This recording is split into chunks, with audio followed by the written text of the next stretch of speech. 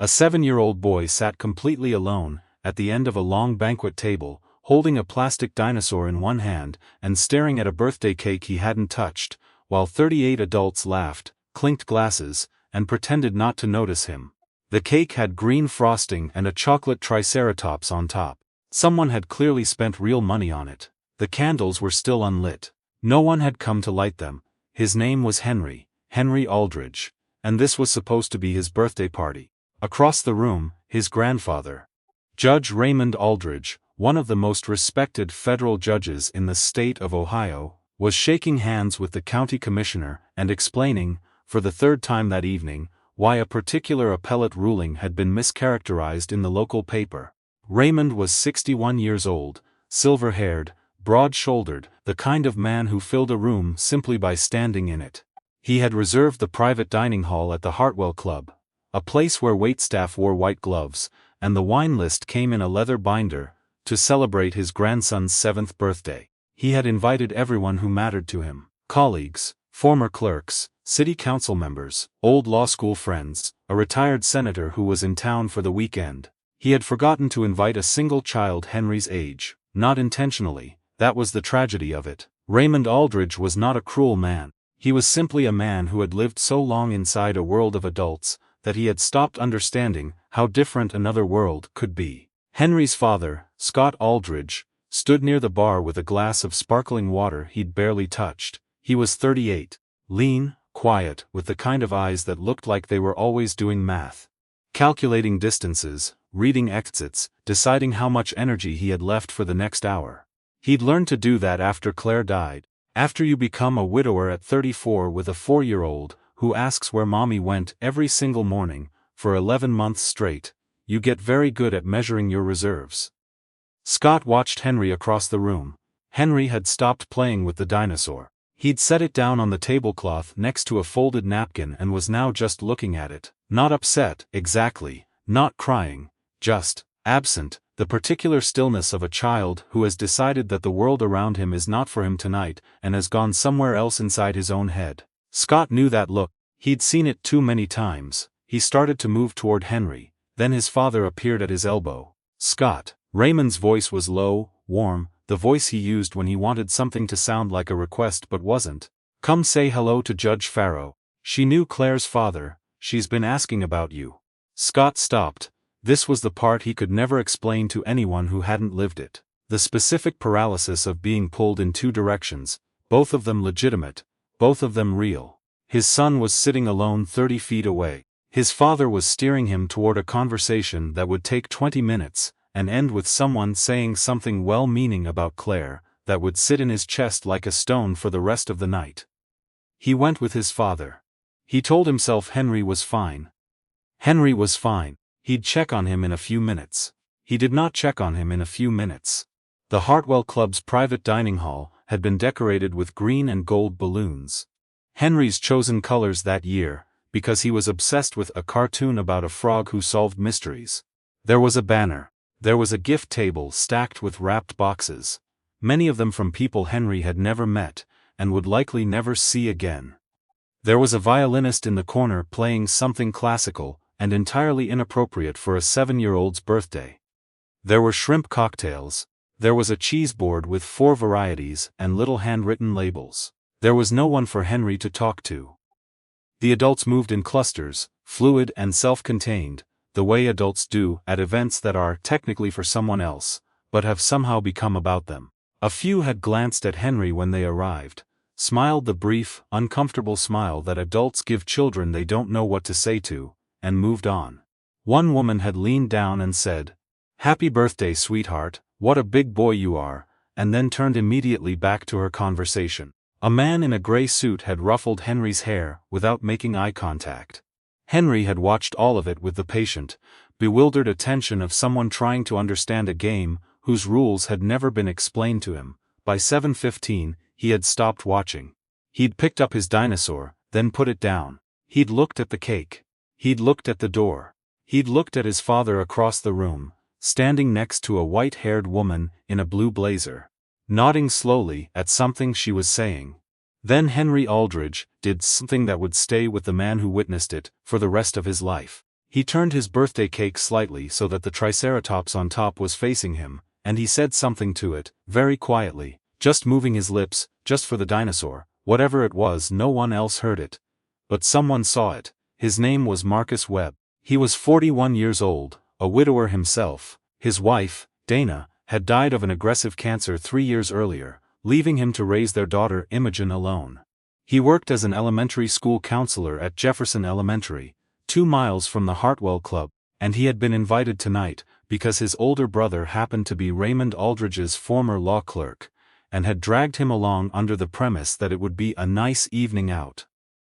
Marcus had been at this party for 40 minutes, and had spent most of them standing near the window, with a ginger ale, watching people he didn't know discuss things he didn't follow, and thinking about whether Imogen had remembered to take her inhaler before bed. He was not thinking about any of that when he saw Henry talking to the dinosaur. He was just stopped. The way you stop when you see something true. Marcus had spent 11 years as a school counselor. He knew what a child in distress looked like. He knew the difference between bored and lonely. He knew the particular posture of a kid who has given up on an environment and retreated somewhere safer inside himself. He'd seen it in his office dozens of times. He'd seen it in Imogen, sometimes, in the months after Dana died, when she would go very still at the dinner table and stare at her fork like it was the only real thing in the room. He set down his ginger ale, he crossed the room. He pulled out the chair next to Henry and sat down without making a production of it, not crouching, not using the voice adults put on when they're performing kindness for children, just sitting, like two people at the same table. "That's a good dinosaur," Marcus said, nodding at the triceratops on the cake. Triceratops. Henry looked at him with the measured assessment children apply to strangers who approach them. "Yeah," he said after a moment, "it's ceratopsian, that's the family. Triceratops is just the most famous one." Marcus nodded seriously. "What are some of the others?" And that was it. That was the whole door. Henry leaned forward and began talking, and the thing that happened to his face when he did, the way it reorganized itself entirely, the stillness replaced by motion, the absence replaced by presence, was something Marcus would describe later as watching a lamp turn on in a dark room. Henry talked about ceratopsians for 4 minutes without pausing. Then he talked about the cartoon frog. Then Marcus asked about the cake, and Henry explained that he'd designed the decorations himself. And the baker had done a really good job, except the horns were a little short. Then Marcus said his daughter was 7 too. And she was going through a phase where she was convinced that dolphins were secretly smarter than humans, and had made a decision not to reveal it yet, and Henry thought about this very seriously. And said that was actually possible, and they spent the next 10 minutes building a fairly detailed theory about dolphin intelligence and its implications. Scott Aldridge looked up from his conversation at 7:43. He found his son in the same seat he'd been in all evening, but leaning forward with both elbows on the table, gesturing with his dinosaur, talking to a man Scott had never seen before. The man was listening with the focused attention of someone who found this genuinely interesting.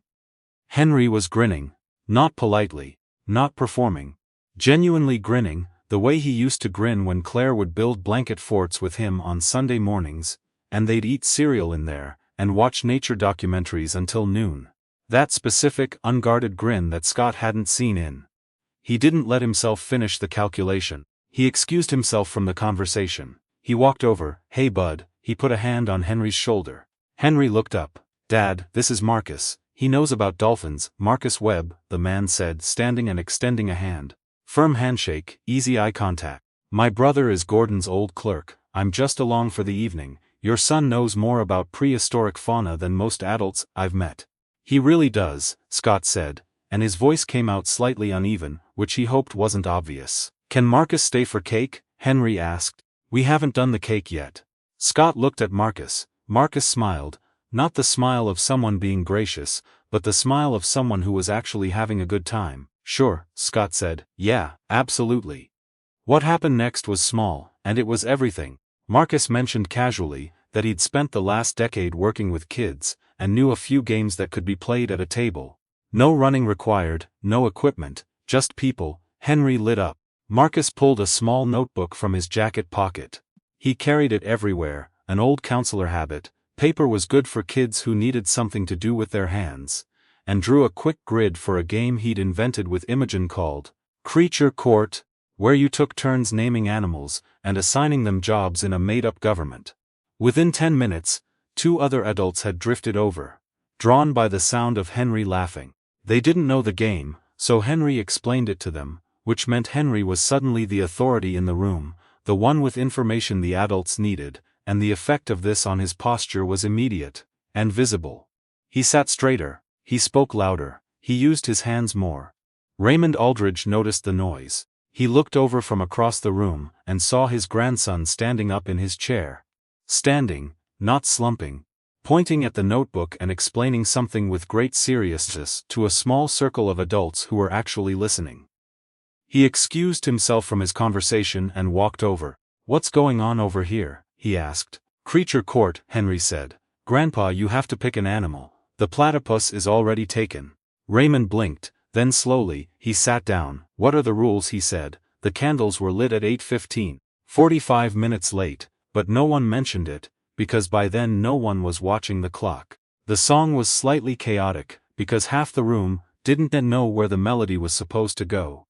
And Henry laughed at all of them, and someone took a photo of him laughing with cake frosting on his chin that would end up framed on Scott's desk for the next 6 years. After the plates were cleared, Raymond found Scott near the gift table. The crowd had thinned. It was the first time they'd been alone all evening. "That fellow," Raymond said quietly, nodding toward Marcus, who was helping Hen stack the remaining wrapping paper into a recycling bag. "Who is he?" "Gordon's brother. School counselor." Raymond was quiet for a moment.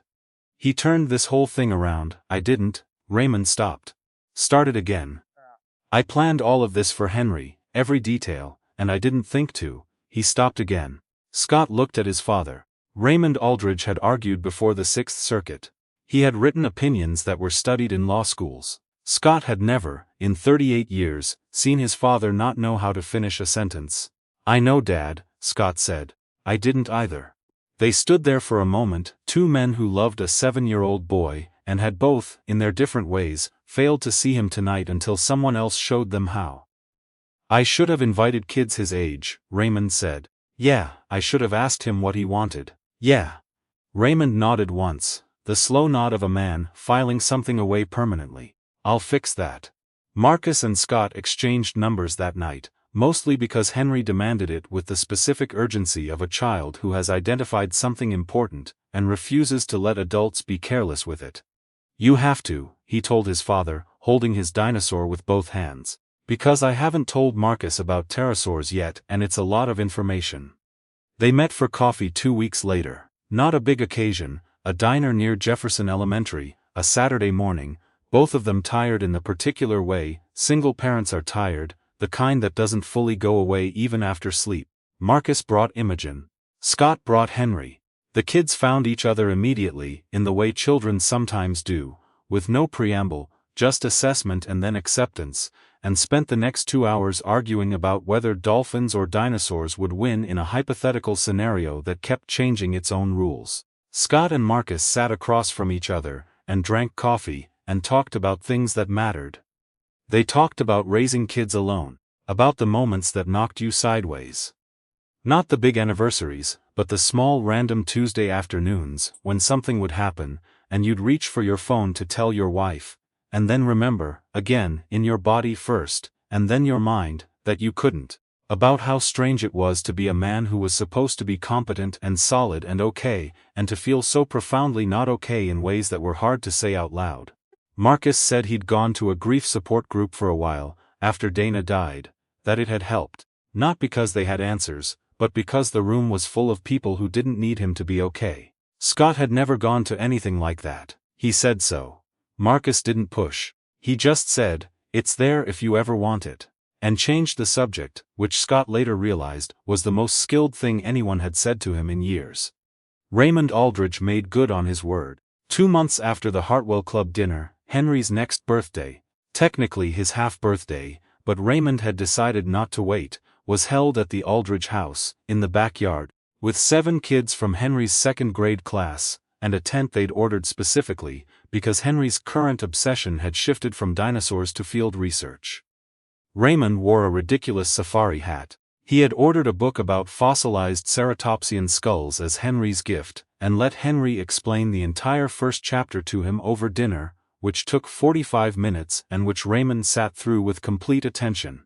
Henry glowed. He also, in the quiet way children have of noticing things adults think they've hidden, said to his father on the drive home, "Grandpa was really listening tonight." "He was," Scott said. "He wasn't before." Scott glanced at his son in the rearview mirror. 7 years old, holding his dinosaur, watching the streetlights go by. "I know," Scott said. "He's trying to do better." Henry thought about this. "That's good," he said. "Everybody should try to do better." He said it, without any edge, without any judgment, the way children sometimes say things that are just simply true. And then he looked back out the window at the passing lights. Scott thought about that a lot in the months that followed. He'd spent 4 years since Claire died in a kind of controlled survival: keep Henry fed, keep Henry in school, keep Henry's world stable, keep functioning, keep moving, keep the grief somewhere manageable. He'd gotten very good at the logistics. He was less good at the rest of it. At being present in the way Henry needed. Not just physically there, but emotionally available, eyes actually on his son, instead of on the next thing on the list. He started noticing when he was doing what he'd done at the Hartwell Club. The invisible drift. The moment when Henry needed him, and he was somewhere else in his head. He started coming back faster. It wasn't a transformation, there was no single moment when everything changed. It was more like a series of small corrections, noticing the drift, coming back, noticing again, coming back again. He started leaving his phone in the car when they went to the park. He started asking Henry questions at dinner that required more than a yes or no. He started letting Henry explain things to him at whatever length Henry needed, even when the explanation was very long and involved multiple detours into subspecies he'd never heard of. He was not a perfect father. He was a tired, grieving, doing his best father who was learning, slowly, to stop confusing providing with being present. Marcus helped with that. Not in a therapeutic way. Marcus was careful about that line, and Scott was careful about it too.